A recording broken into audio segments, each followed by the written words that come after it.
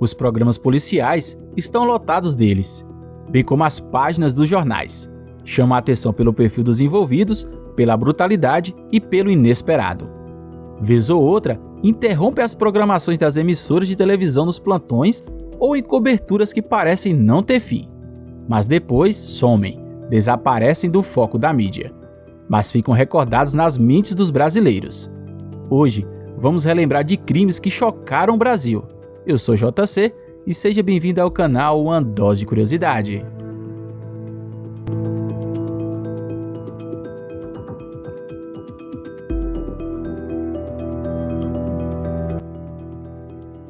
No dia 29 de março de 2008, uma menina de então 5 anos de idade foi arremessada da janela do edifício London, em um bairro da zona norte de São Paulo. Isabela de Oliveira Nardoni morreu após cair do 6º andar do prédio. O pai, Alexandre Nardoni, e a madrasta, Ana Carolina Jatobá, foram condenados à prisão. A garota teria sido agredida até desmaiar e jogada por pensarem que ela havia morrido. No telefonema, os oficiais foram avisar de um suposto roubo, cujo responsável teria atirado uma garota do 6º andar do prédio. Ao chegarem no local, os oficiais encontraram Isabela estirada no gramado e, ao seu lado, Alexandre parecia inconsolável.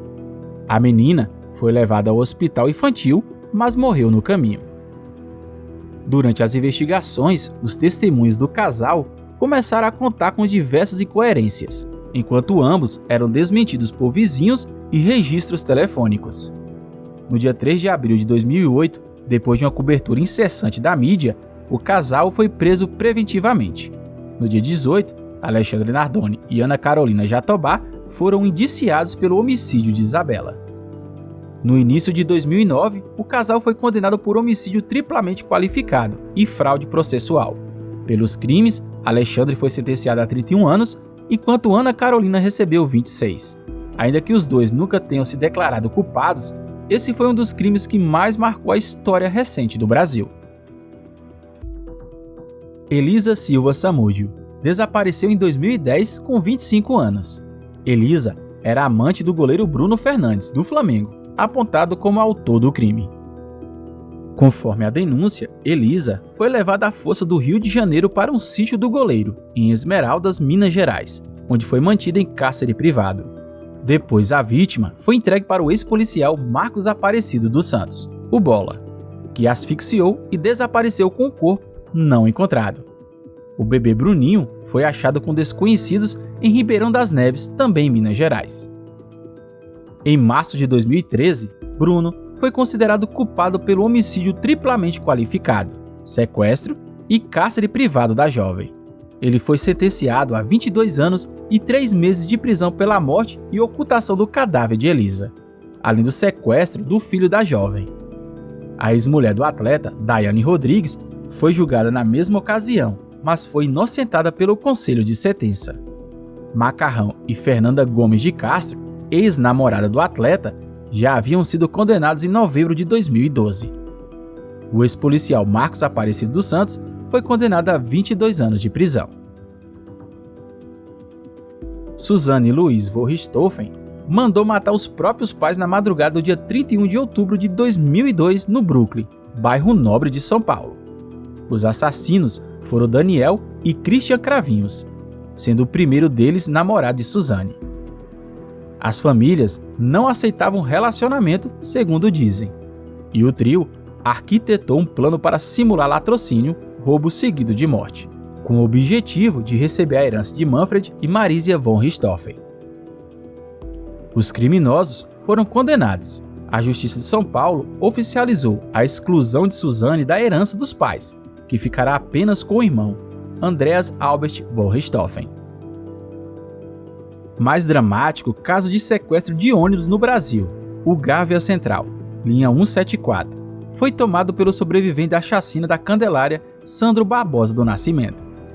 No dia 12 de junho de 2000, no Jardim Botânico, Rio de Janeiro, Sandro assaltou um coletivo e manteve 11 reféns após ser interceptado por um carro da polícia. Depois de muita negociação com o BOP, um batalhão de operações especiais, o homem saiu com uma arma apontada para a professora Geisa Gonçalves. Tudo era acompanhado ao vivo por horas na televisão, quando um soldado resolveu atirar em Sandro, mas acertou em Geisa de raspão. O bandido matou a professora e acabou asfixiado no carro da polícia. Os policiais foram absolvidos pela morte de Sandro. O caso rendeu um documentário assinado por José Padilha. O dia 7 de fevereiro de 2007 ficou marcado para sempre nos brasileiros, após o brutal assassinato de um menino de 6 anos.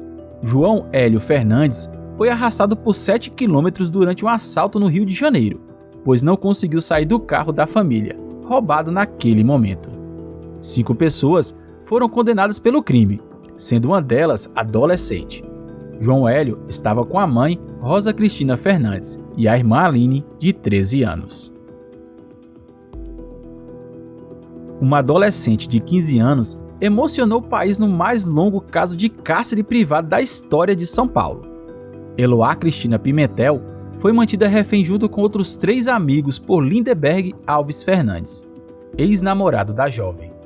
O trágico final foi no dia 17 de outubro de 2008, com o assassinato de Eloá, que chegou a ir a um hospital, mas não resistiu e teve morte cerebral.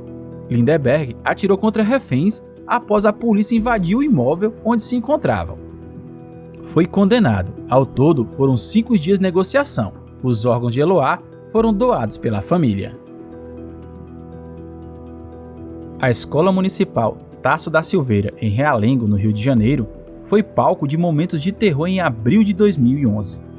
Às 8h30 da manhã de uma quinta-feira, que poderia ser igual a qualquer outra, 12 estudantes foram assassinados e outros 12 ficaram feridos após um ex-aluno de 23 anos abrir fogo contra eles.